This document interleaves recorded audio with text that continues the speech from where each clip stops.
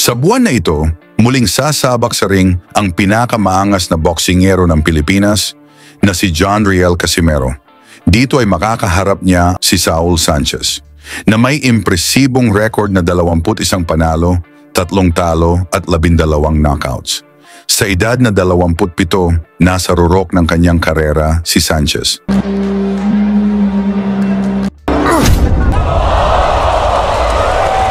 Si Sanchez ay may mga notable wins laban kina RV Deniega at Arthur Villanueva na parehong tinalo niya via desisyon.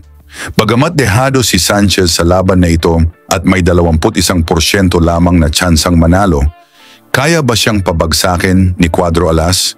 At maaari na bang hamunin ni Casimero si Naoya Inoue sa kanilang baluarte? Inoue! Come on, man! You are a monster? No, you are no monster. You are a Chinese, Japanese torture. Sa kabila ng mga posibilidad, hindi pa rin nawawala ang mga puna sa stamina ni Casimero na tinatawag pa ng ilan bilang boy hingal. Ngunit paano nga kaya kung si Casimero ang makapagpabagsak kay Inoue, lalo na't nakita nating bumagsak si Inoue sa unang round ng laban niya kay Luis Neri? Kahit na nanalo si Inoue, marami ang nagtatanong, paano kung si Casimero ang makapagpatumba sa kanya, makakatayo pa kaya si Inoue? Upang masukat ang kakayahan ni Casimero, balikan natin ang laban niya kontra sa Japanese superstar na si Ryo Akaho.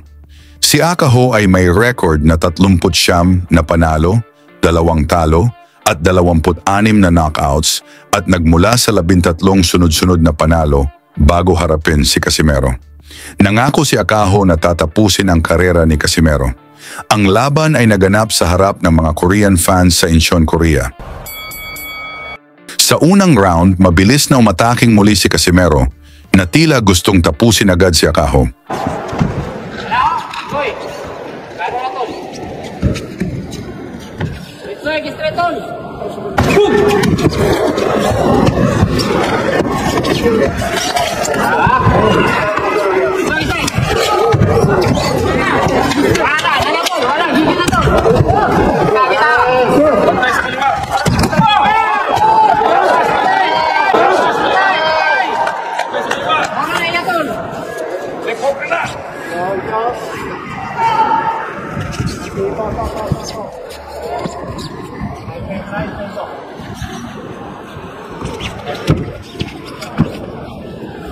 괜찮아요. 살짝.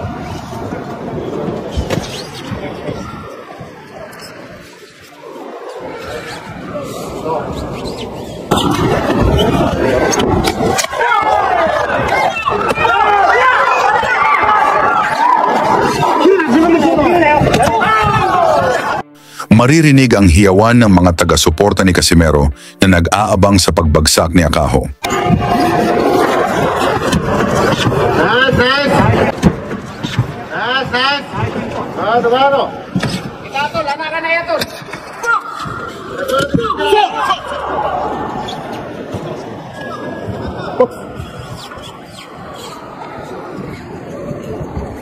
Ay, pagiging tol. Ay, pagiging tol.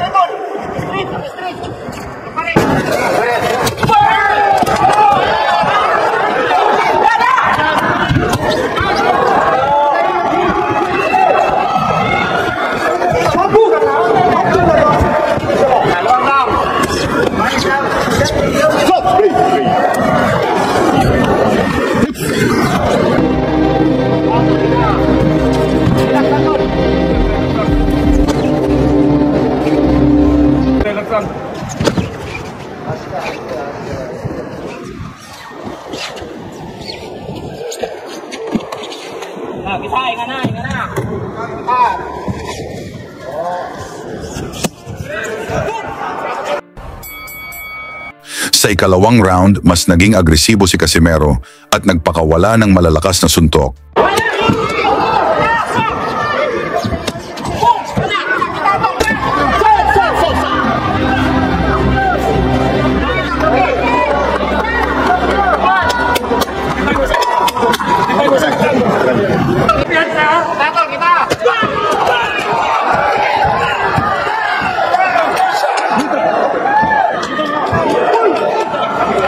Ngunit isang counter mula kay Akaho ang nagpatuwad kay Casimero, dahilan upang bilangin siya ng referee.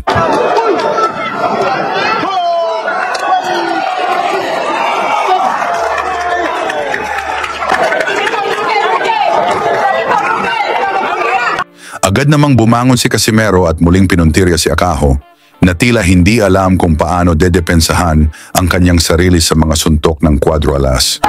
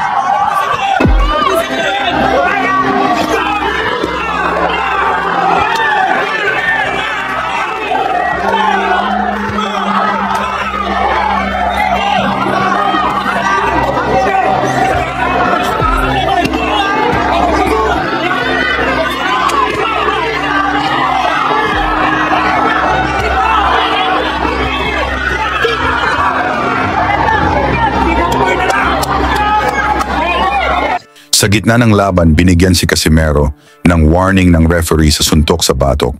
Nang makita ni Akaho ang pag-warning, nagumpisa na itong magdrama na tila tinamaan siya sa batok.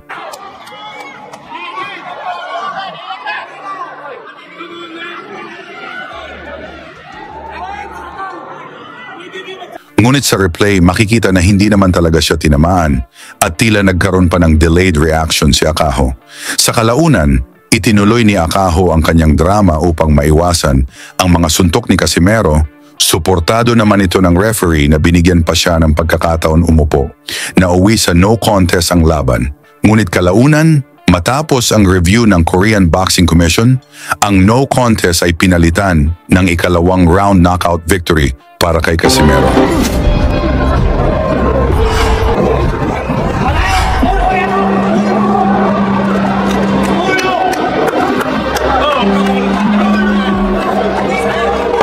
Nang maglaon, humingi ng paumanhin si Akaho at inamin na sumakit ang kanyang ulo at hindi niya alam kung saan siya tinamaan.